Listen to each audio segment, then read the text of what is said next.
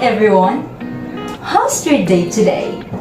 Are you ready to learn and listen to new things? Don't you worry, we are here to supply you with every knowledge we need as future educators. But first, let me introduce to you the presenters. James Melo Jarapa, Irene Mabuñga, Marrero, Kim Jasper Miranda, Krystal Ontoy, Joshua Kent Santarin, Shan Rayniel Sepe, and Melchizedec Tagle. The topic that we will talk about today is all about assessment and reporting. By any chance, have you already heard about it before? Well, maybe, right? It seems so simple, but I believe we actually have a lot of things to dig in about it, okay?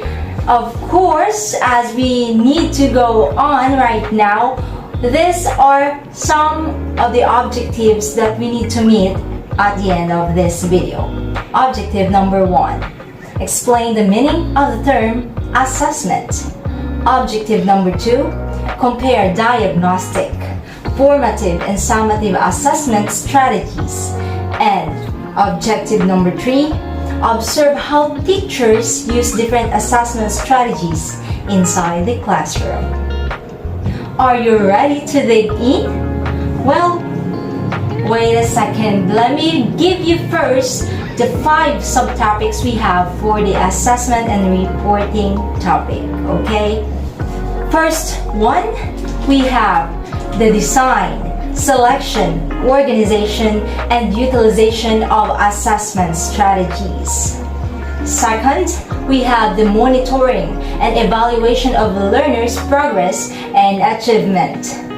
Third, we have the feedback to improve learning. Fourth is the communication of learners' needs, progress, and achievement to key stakeholders. And lastly, we have use of assessment data to enhance teaching and learning practices and program. Now, grab your pen and paper to take down important notes. First, we have the topic design, selection, organization, and utilization of assessment strategies to be discussed by our presenters, Irene Mabuñga and Shan Rayniel Sepe. Every day, teachers assess their students to ensure the quality of instruction. This lesson will guide you in understanding the proper procedures in designing, organizing, and using appropriate assessment strategies. The ultimate goal of teaching is understanding, but sometimes it's easier to talk than to teach, as we all know, especially when we need to cover a lot of material in short amount of time. Here are 22 simple assessment strategies and tips to help you become a more frequent assessor in your teaching, planning, and curriculum design. Number 1, an open-ended question that gets them writing or talking. Avoid yes or no questions and phrases like, "Does this make sense?" In response to these questions, learners usually answer yes. So of course, it's surprising when several learners later admit that they're lost. To help them grasp ideas in class, ask open-ended questions that require learners to get writing or talking. They will undoubtedly reveal more than you would have thought to ask directly. Second, ask students to reflect. During the last 5 minutes of class, ask learners to reflect on the lesson and write down what they've learned. Then, ask them to consider how they would apply this concept or skill in a practical setting. Exit tickets using tools like Loop and make this easy to administer and review learners' answer. Third, use quizzes. Give a short quiz at the end of class to check for comprehension. And fourth, ask students to summarize. Have students summarize or paraphrase important concepts and lessons. This can be done. Fifth, hand signals. Hand signals can be used to rate or indicate learners' understanding of content. They can show anywhere from 5 fingers to signal maximum understanding to 1 finger to signal minimal understanding. This strategy requires engagement by all learners and allows the teacher to check for understanding within a large group. Sixth, response cards. Index cards, signs, whiteboards, magnetic boards, or other items are simultaneously held up by all learners in class to indicate their response to a question or problem presented by the teacher. Using response devices, the teacher can easily note the responses of individual learners while teaching the whole group. Number 7. 4 corners. A quick and easy snapshot of learners' understanding. 4 corners provides an opportunity for learner movement while permitting the teacher to monitor and assess understanding. The teacher poses a question or makes a statement. Learners then move to the appropriate corner of the classroom to indicate their response to the prompt.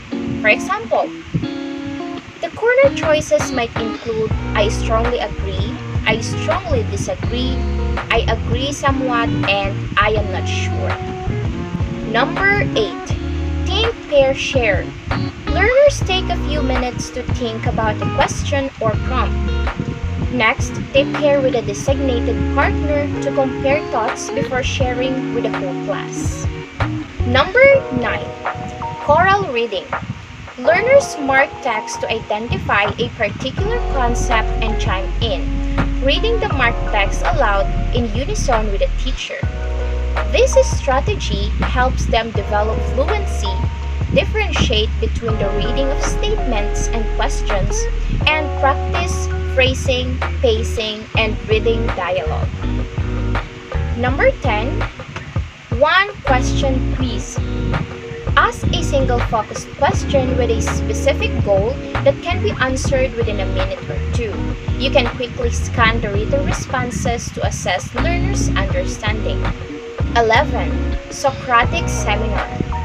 Learners ask questions of one another about an essential question, topic, or selected text.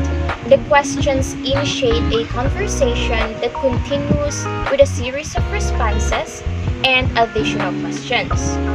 They learn to formulate questions that address issues to facilitate their own discussion and arrive at a new understanding. Good day everyone, this is Shan, Rayniel, Sepe, and I will be continuing Miss Irene's topic about the 22 simple assessment strategies and tips. 3, 2, 1. Learners consider what they have learned by responding to the following prompt at the end of the lesson. 3 things they learned from your lesson, 2 things they want to know more about, and 1 question they have. The prompt stimulates student reflection on the lesson and helps to process the learning. Next, ticket out the door. Student write in response to a specific prompt for a short period of time. Teachers collect the responses as a ticket out the door to check for learners' understanding of a concept taught. This exercise quickly generates multiple ideas that could be turned into longer pieces of writing at a later time. Next, journal reflection. Learners write their reflection on a lesson such as what they have learned, what caused them difficulties, strategies they found helpful, or other lesson-related topics. They can reflect on and process lessons by reading their works, especially types of learnings that helps students think. Teachers can identify class and individual misconceptions and successes. Next, formative pencil paper assessment. Learners respond individually to short pencil paper formative assessment of skills and knowledge taught in the lesson. Teachers may elect to have them self-correct. The teacher collects assessment results to monitor individual learner progress and to inform future instructions. Both learners and teachers can quickly assess whether learners acquired the intended knowledge. This is a formative assessment, so a grade is not the intended purpose. Next, misconception check. Present learners with common or predictable misconceptions about the concept you're covering, ask them whether they agree or disagree and to explain why. Next, analogy prompt. Teaching with analogies can be powerful. Periodically present learners with an analogy prompt, the concept is being taught. Next, practice frequently. Check for understanding at least 3 times a lesson minimum. Next, use variety. Teachers should use enough different individual and whole group techniques to check understanding that they accurately know that all learners know. More than likely, this means during a single class, the same technique should not be repeated. Next is make it useful. The true test is whether or not you can adjust your course or continue as planned based on the information received in each check.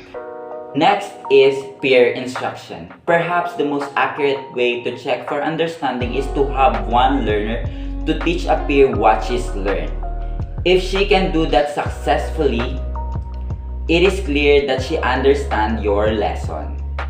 Last but definitely not the least is that separate what you do and don't know.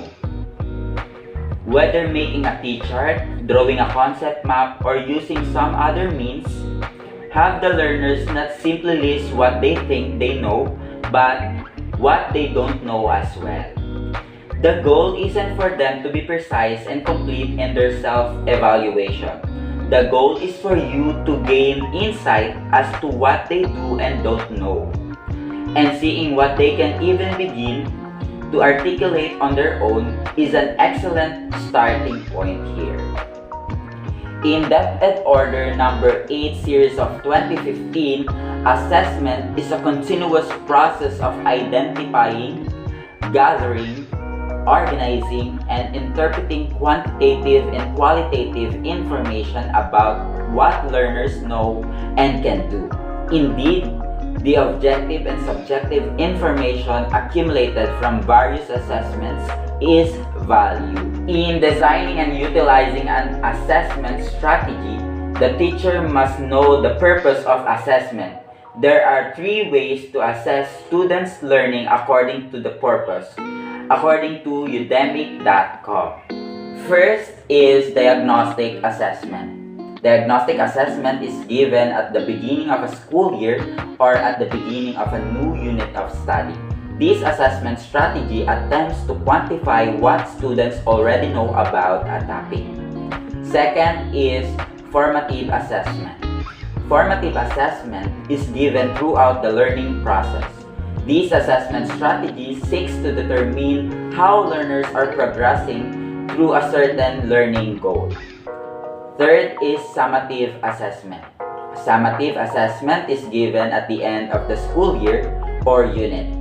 This assessment strategy assesses the learner's mastery of a topic after instructions.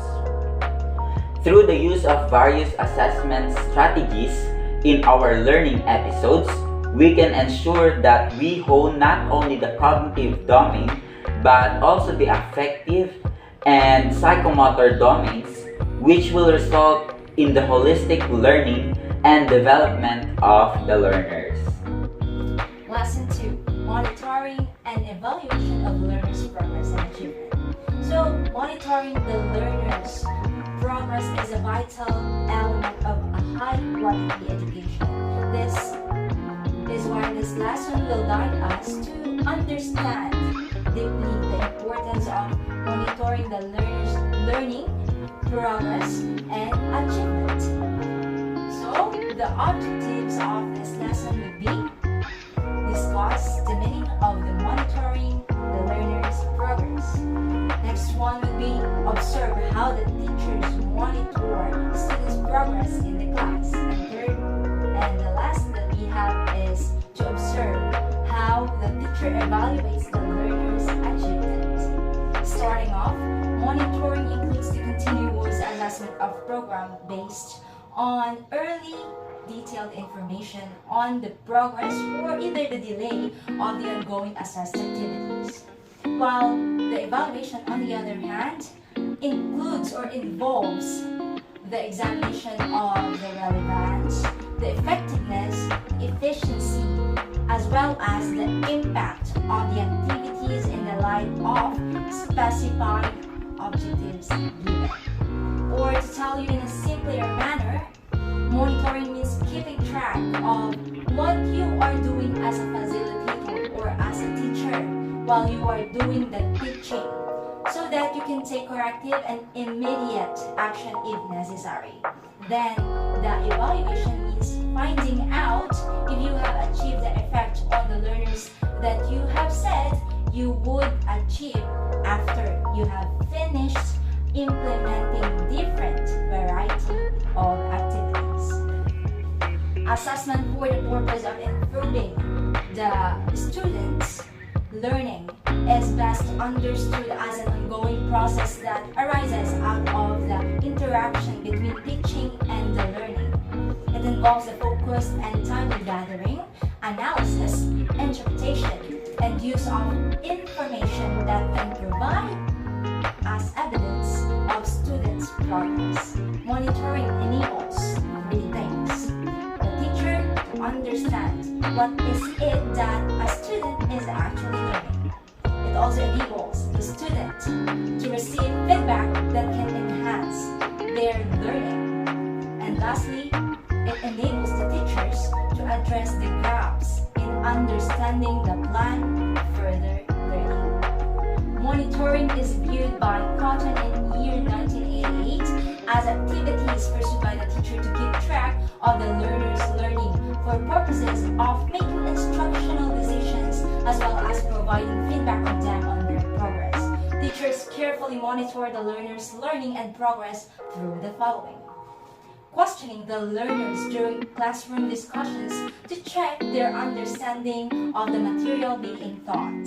Well, aside from the fact that this is one way for us to really see and measure their prior understanding of what we are teaching them, it is also a way to stimulate their learning. It develops more of their potential of thinking, and much is to promote comprehension, of which is really important for the learners.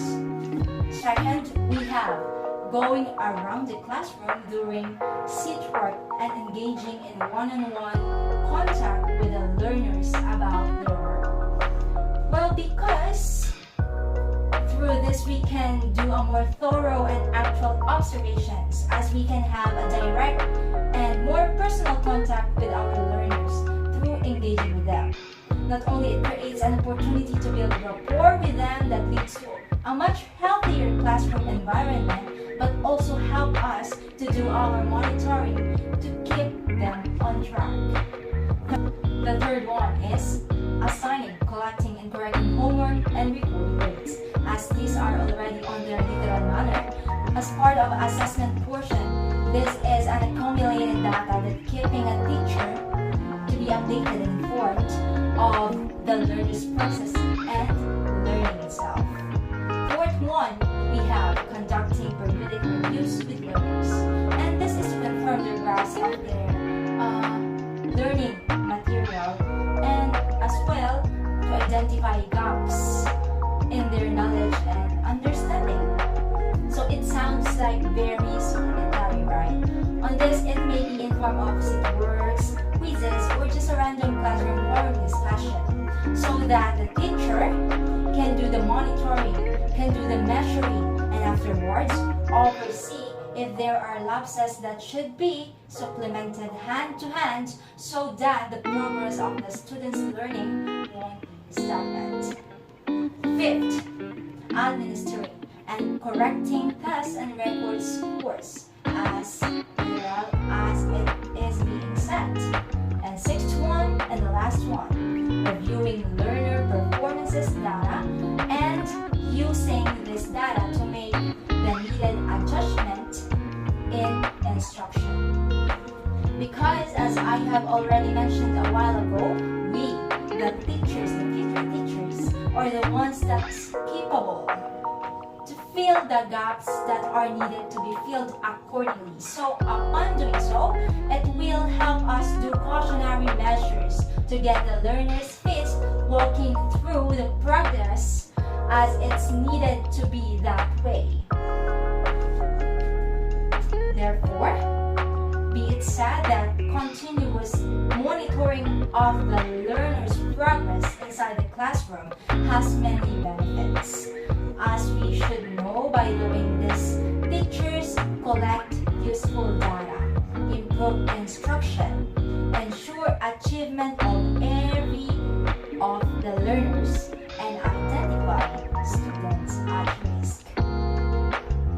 And so, here, let me introduce to you to the goal-oriented instructional model, also known as GOIM, that teachers use as a reference in monitoring the learner's learning and progress. The concept of the GOIM, or goal-oriented instructional model, is the most logical way in dealing with preparations of lessons and delivery.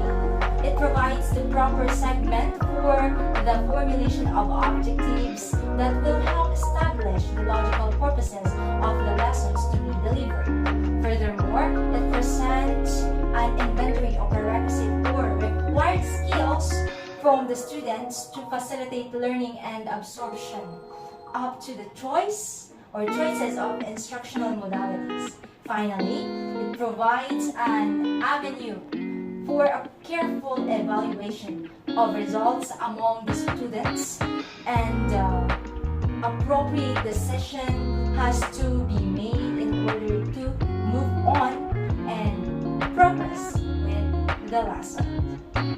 Now, let us talk about the concept of GOIM, or Goal-Oriented Instructional Model. First is the formulation of objectives, or the specification of objectives. So set objectives are central core elements of teaching and learning progress. It is where the structure of the teaching instruction comes from. Set objectives serves as the roadmap which leads the learners to the desired learning outcome. Moreover, it tells what is expected from the end of every segment. Objectives are best expressed as, for example, at the end of the lesson, the students will be able to. In formulating objectives, the instructor needs to consider the end in mind. What do the learners really need to learn or accomplish at the end of a specified period of the lesson? Second, we have prerequisite skills for pre-assessment. Well, prerequisite skills refer to the level of knowledge and skills that a student must have acquired prior to the exploring more advanced materials. Working in this framework will help the teacher deliver the specific lesson with ease and real appreciation on the part of the learners. In realizing the readiness of the learners, a diagnostic test or a pretest is administered. A diagnostic test determines how much a learner knows about the lesson or the instruction. It identifies the capacity to acquire additional information that is more in-depth and even more advanced and more complicated. It is also, in effect, generate ideas which improves or answers some areas of the instruction. It is important to note that as lessons progress from the basic and simple to more the complicated body of knowledge, a new level of skills is required, which opens up to a new ideas and avenues of learning. Third, teaching instruction or instruction. Teaching instruction includes determining the content to discuss or to be discussed to the students that is in accordance with the national or school standards and to the general average capacity of learning individuals, the type of students in a class, and the objectives that are set where the instruction is heading. Fourth, evaluation. Evaluation gauge the level of mastery the students learned. Okay, the mastery must reach at least 75% of the topic. Otherwise, the instructor, the facilitator, or also known as the teacher, has to reteach again. Fifth, decision making. After evaluating student results, there is now a basis in making a decision as to either proceed to the next topic, reteach the students, or either provide tutorials. First, the students may proceed to the next topic when they have mastered the required content needed in the course, while reteaching may be given by the instructor if most of the students in the class have not mastered the lesson very well yet. And lastly, the tutorials, it is given or will be given to those students or few students who have not coped with the lessons where most of the students successfully mastered. Or to say, as added by Gutierrez 2007, that if the instruction is satisfactory and acceptable, teacher can proceed to the next instructional objective. And if the result of the instruction is unsatisfactory or unacceptable, he or she has to reteach the same class or the same lesson using different strategies and materials. Hello everyone, we are here to learn about Lesson 3, Feedback to Improve Learning. But first, we have to define what is feedback. Feedback is the transmission of evaluative information or corrective information about an action, event, or process to the original or controlling source. Jan Hadid says that the prescription for improving education must be the dole of feedback. We all know that feedback is a part of communication, and through it, we can evaluate an information and response to it. But what about education? What is effective feedback? Effective feedback is when a feedback is mainly focused on goal-oriented, prioritized, actionable, student-friendly, ongoing, consistent, and timely. This is when it has the power to transform how we all learn. Feedback is not about praise or blame, approval or disapproval. That's what evaluation is placing value. Feedback is value neutral. It describes what you did and what you did not do. This is quoted by Grant Wiggins. So, what is the primary purpose of feedback? Feedback is not one-directional. Rather, feedback is essential to both students and teachers to understand where they are now, where to go next, and how to get there. Grant Wiggins analyzed the effectiveness of various feedback and developed 7 keys or best practices for giving feedback to students. Here are the following 7 keys. First is goal-oriented, prioritize, actionable, student-friendly, ongoing, consistent, and timely. These 7 keys are the result of effective feedback getting the students to more success. Moving on to the next topic, which is the essential guide to grades. We were down on helping students answering why feedback is critical for grading. Here is a brief summary of history of grades. And according to researchers Jeffrey Skinsky and Kimberly Tanner, grades are actually a fairly recent phenomenon during 1940s. Harvard and other 18th and 19th century universities relied on medals and class ranks. Grades began to develop in the 19th and 20th centuries was to ease the communication between institutions. As Skinsky and Tanner emphasizes, neither the development of the grading system nor the subsequent revisions of the system was for the benefit of the students' learning per se. Historically, grades have existed primarily for institutions, priming students. Priming students in feedback is like reviewing what's coming next. By discussing the lessons in transparent way, it makes the students get curious and ask questions. From this, they will learn to engage. In a survey in 2016 and 2017, shown that introducing the grade network helps students to drive for more achievements. They are more engaged, motivated, and more prepared for future assignments. Strategies for priming. First is get students excited.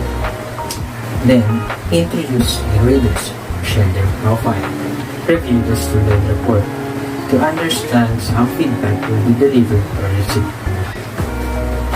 Next is third-party feedback matters.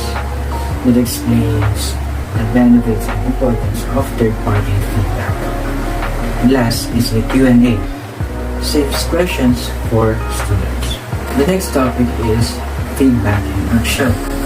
The best kind of feedback is a generic or purely evaluative. It points toward the specific actions that students can take to make their next job or next piece of writing stronger. Following are the 5 ways of giving effective feedback as actions. The 5 R's of action feedback. Number 1, redraft or redo. Redrafting is very powerful provided that it was specific and can do by teacher and student. Number 2, rehearse or repeat. Students need to do lots of the same type of questions to consolidate their understanding before being challenged with a wide form of writing. Number 3, revisit and respond. It is going back to the fundamentals or issuing new questions that will inform them on their next performances. Number 4, relearn and retest. Revisit and practice repeatedly using a variety of memory techniques to ensure certain ideas, words, equations, facts, details, and questions are learned. Number 5, research and record. Teachers could specify what reading should be done, where exactly students should research, but also require them to record their findings. Moving from feedback to feed-forward. There's a different way to give feedback that works a lot better. A way of living its focus from the past to the future as a concept called feed-forward, developed by Marshall Goldsmith. Here are the important points of feed-forward that can be achieved by having these attributes. We need to be regenerate style, expand possibilities, particular, authentic, has impact, and refine group dynamics. Now we will talk about the techniques and new ideas to make teaching and learning more effective. And later on, we will have a reflection of our overall discussion. To start our discussion, we have number 1, which is the rubric to grades. So how do you turn an effective rubric into a fair grade? So according to Jennifer Gonzalez, the first step is to define the criteria.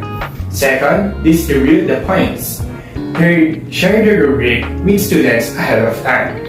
Fourth, score sample products as a class using the rubric as a guide. And the last step is to assess student work.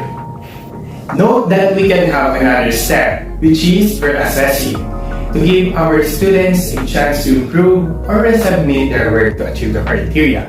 In this case, you have already given them feedback on their first submitted output. And to give you an idea on writing feedback, Jennifer Gonzalez used a rubric called a single point rubric, which has 3 columns. The middle column is the criteria. On the left column, we call it needs improvement, while on the right column, we call it above and beyond. In this rubric, you can write a suggestion to your students or tell them about what you like on their outputs. Number 2 is the case against averages. Educational consultant Rick Melo argues against averaging grades. One of his examples is the falsifying grade report. In his example, a student has given 2 chances to do well on the final exam. The first attempt results in an F grade, but after the learning and a lot of hard work, the second attempt results in an A. We all know that the exam is a highly valuable indicator of student proficiency in the subject. But when 2 grades were averaged, the teacher records the grade of the student as C in the grade book, which is falsely reporting his performance against the standards. This is since you already mastered it in the second attempt. Number 3 is the effort as success, a new way to grade. According to the education researcher Omar Swinton, grading based on effort rather than content knowledge alone increases students' motivation. And it does lead to increased learning. Did you know that effort-based grading was used at African American Benedict College of South Carolina? Yes, it is. The idea of the college policy called Success Equals Effort, or C, is to provide the students with a strong and immediate incentive to adopt the behaviors and habits that are most likely to bring academic success. I'm sure we all have experienced studying tirelessly for a test, but still get a lower grade. This is why Omar Swinton believed that a part of a grade should be effort-based, so that students are able to receive more feedback than they would in a traditional college setting. And therefore, we have more room to improve our skills. Number 4 is the 7 keys of effective feedback. To make sure that you are providing an effective feedback and to avoid over-feedback, you must try these 7 hallmarks of feedback to work in your classroom. First is a goal-oriented. In order to be effective, feedback should be tied to specific, measurable learning goals, objectives, or standards. An example of this is that our comments should be related to the criteria we have in the rubric. Second is prioritize. In order to have a positive impact on the student's writing, feedback needs to be concise and focus on areas of strength and growth. Third is actionable. Student feedback should be specific so that they know what to do immediately. In order to guide the students to their next steps, you should clearly describe what they are doing well and where they need to keep practicing. In this case, we can also ask questions that will give them thoughtful reflection or a new understanding for how to develop their work. It's like we are helping them realize the thing they want to achieve. Fourth is student-friendly. Feedback should be personalized and engaging. This is to ensure that it reaches our students. We need to make sure that our feedback should be encouraging and in a positive tone. So we should always consider our sentence structure, word choice, vocabulary, and the length of our feedback. And the last hallmarks for 5th, 6th, and 7th, these go hand in hand. These are ongoing, consistent, and timely. This means we teachers should build a regular feedback loops into our practice so that students get effective feedback throughout the whole semester. In order to achieve this, our feedback must be accurate, trustworthy, and stable. One more important thing is we should give feedback early so that our students will try to have a reflection on their answers. And this is to not disengage them or demotivate them. For our next topic, helping teachers. We'll tackle first, number 1, start by setting objectives and connecting feedback. Setting objectives. Students learn most efficiently when they know the objectives of a specific lesson or learning activity. This makes intuitive sense. If students are aware of the intended outcome, then they know where their focus should lie. This clarity helps decrease anxiety about their ability to succeed. The following 4 recommendations provide guidance for teachers as they create a learning environment for student success. Teachers are encouraged to, number 1, set learning objectives that are specific but not restrictive. Number 2, communicate the learning objectives to students and parents. Number 3, connect the learning objectives to previous and future learning. Number 4, engage students in setting personal learning objectives. Providing feedback. We need to provide our students with feedback in a way that is corrective and helpful as they move toward the objective without overwhelming them with truckloads of feedback at once. The following 4 recommendations provide guidance for teachers as they create a learning environment for student success. Teachers are encouraged to, number 1, provide feedback that addresses what is correct and elaborates on what students need to do next. Number 2, provide feedback appropriately in time to meet students' needs. Number 3, provide feedback that is criterion reference. And number 4, engage students in the feedback process. So why this strategy? Setting objectives and providing feedback work in tandem because teachers need to clearly identify learning objectives so students understand what they are expected to know and demonstrate. Teachers should also provide criteria or rubrics so students can identify when they have achieved those objectives. Feedback should be provided for tasks that are related to the learning objectives. This way, students understand the purpose of the work they are asked to do. For number 2, teacher bias. Even the most dedicated and well-meaning teacher holds stereotypes and beliefs that affect their students. Unfortunately, these beliefs can be as harmful as they are inevitable, at least when unexamined.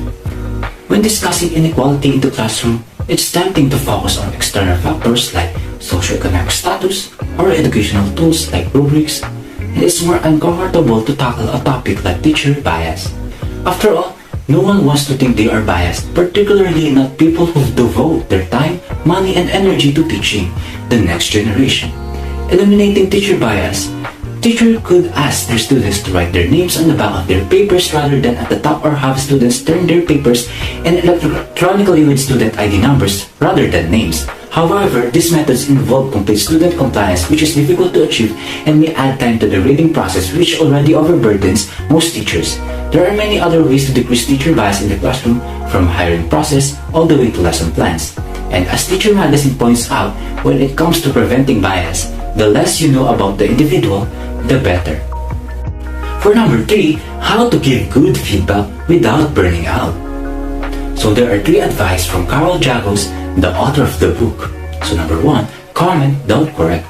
Teachers must overcome a natural urge to edit and rewrite for students in order to accomplish a more pressing goal, producing strong and independent writers. Delivering effective feedback is a true lever on student learning. So editing for students generally results in wasted time on efforts that fail to engage students anyway. So number 2, recast peer editing as peer response. But students reviewing each other's work has its limitations. Jago presents several strategies for making the practice more effective. So Jago asks her students to respond to the content and coherence of one another's drafts, not correct errors. The better students learn how to anticipate the reactions of a reader, the better they are able to assess and adapt their own writing. And number 3, feedback calls weekly, so timeliness is paramount. Getting students to perform as requested is no small feat and requires occasional trickery, and without action by students to internalize the feedback, the thought, the care, and time poured into responding to student work is wasted. Number 4, how to get students to care what you write on their papers. Nothing feels worse than spending days grading a formidable stack of papers only to see the students flip right to the back to see their grades. Krystal then suggests an unusual but effective method to combat this phenomenon, delayed grades. Here's how to implement it in your classroom. Return papers to students with only feedback.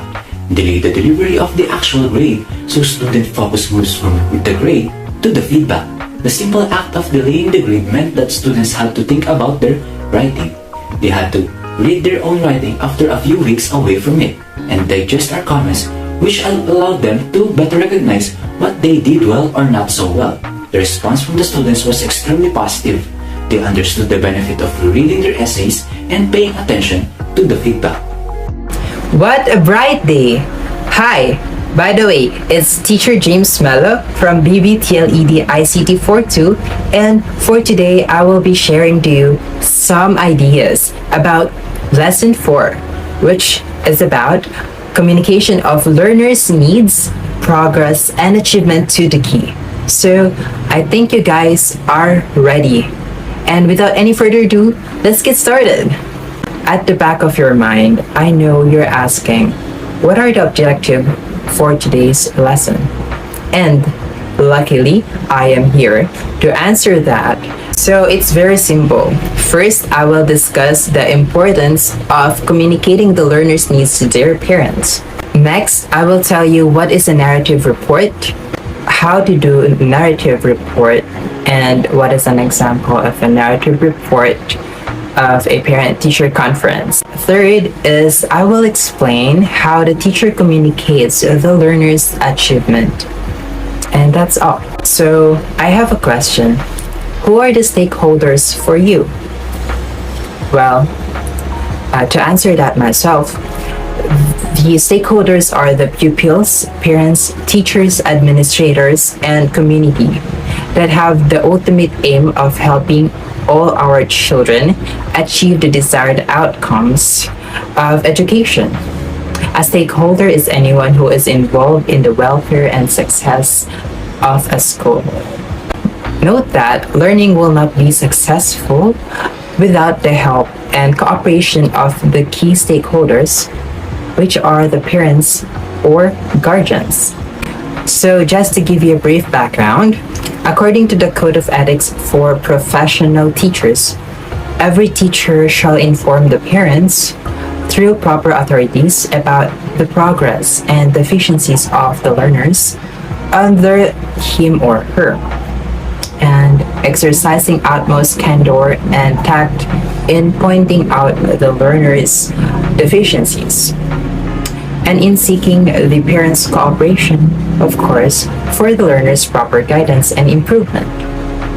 Addition to that, in DepEd Order 8 Series 2015, the summary of the learner's progress is shown quarterly to the parents or guardians through a parent-teacher conference, or PTC, in which the report card is being discussed.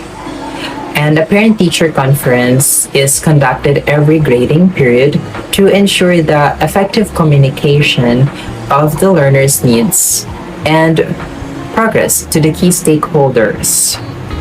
Why we are doing this, and of course to let them know the status of their children, guide them on the areas where their children are having difficult with, right? This table is used to determine the learner's progress, and which includes the grading scale with the corresponding descriptor and remark. Descriptors are outstanding, and the corresponding grade is 90 to 100, and the remark is passed. Second is very satisfactory, which has a grading scale of 85 to 89, and also has a remark of passed. And third is satisfactory with 80 to 84 grade remark, and it's also passed. And fourth is fairly satisfactory with 75 to 79 grading, remark is passed. And the last is did not meet the expectation. It is below 75 and it is called failed. And I just want to share that the prospect of a PTC can sometimes arouse intense emotions in both the teacher and the parent. And new teachers like us can be specifically anxious about meeting parents for the first time. But the reality is that most parents really do want their children to have a positive school experience, and they prefer to have to develop a cooperative homeschool relationship. And according to a well-known educator, professionally conducted PTCs can prove a most valuable strategy for improving students' classroom behavior as well as enhancing the learner's achievement can be communicated to the parents or guardians through recognition programs conducted by the schools. In DepEd Order 36 Series 2016, the following awards may be bestowed on the deserving students in the way of classroom award, grade level award, and special award. So that's a wrap. I hope you guys learned the importance, purpose, and the process of parent-teacher conference. Bye! So for our last lesson, we will tackle about the use of assessment data to enhance teaching and learning practices and programs. So before I proceed, let's just define what is assessment. What exactly do we mean when we talk about assessment of student learning? At the course level, assessment provides important data on the breadth and the depth of student learning assessment, and it is more than grading. It is about measuring the progress of student learning. It is also the process of gathering data to better understand the strengths and weaknesses of students' learning. So, there are four types of or four purposes of assessment. The first one would be assessment drives instruction. It is a pretest that our needs assessment informs instructors what students know and do not know about the outset, setting, and the direction of a course. If done well, the information garnered will highlight the gap between existing knowledge and the desired outcome. Second is assessment drives learning. What and how students learn depend on to a major extent of how they think they will be assessed. Assessment practices must send the right signals to students about what to study, how to study, and the relative time to spend on concept and skills in a course. Accomplished faculty communicate clearly what students need to know and be able to do both clearly articulated syllabus and by choosing assessments carefully in order to direct students' energies. High expectations for learning results in students who rise the occasion. So, the third one is assessment informs student on their progress or of their progress. So, effective assessment provides students with a sense of what they know and don't know about a subject. If done well, the feedback provided to students will indicate to them how to improve their performance. Assessment and must clearly match the content, the nature of thinking, and the skills taught in a class. Through feedback from instructions, students became aware of their strengths and challenges with respect, of course, to learning and outcomes, and assessment should be supposed to students. Last one would be assessment informs teaching practice. Reflection on student accomplishment offers instructors insights on the effectiveness of their teaching strategies. By systematically gathering, analyzing, and interpreting evidence, we can determine how well students learn, matches our outcomes and expectations for our lesson. So, there are also role of grading in assessment. Grades should be a reflection of what student has learned and defined in the student learning outcomes. They should be based on a direct evidence of student learning as measured on a test papers, projects, and presentations, and etc. Grades often fall to tell us clearly about the large learning such as critical thinking skills, problem-solving abilities, and social management skills. So, when student learning outcomes are not met, accomplished faculty focus on the data coming out of the assessment they complete before, during, and at the end of a course, and determine the degree to which student learning outcomes are not or met. If students are off course early on, the redirecting reteaching of a topic, referral to student learning centers of review instructors that remediate the problem. Through careful analysis, it is possible to determine the challenge and weakness of instruction in order to support student learning better. Some topics or concepts are better approach to use. Perhaps, a model simulation, experiment examples, or illustrations will clarify the concept for students, and if the problem is noticed late in the course, an instructor may plan to make any instructional changes for the next time or the course taught, but it is helpful to make note of the realization is in the lost.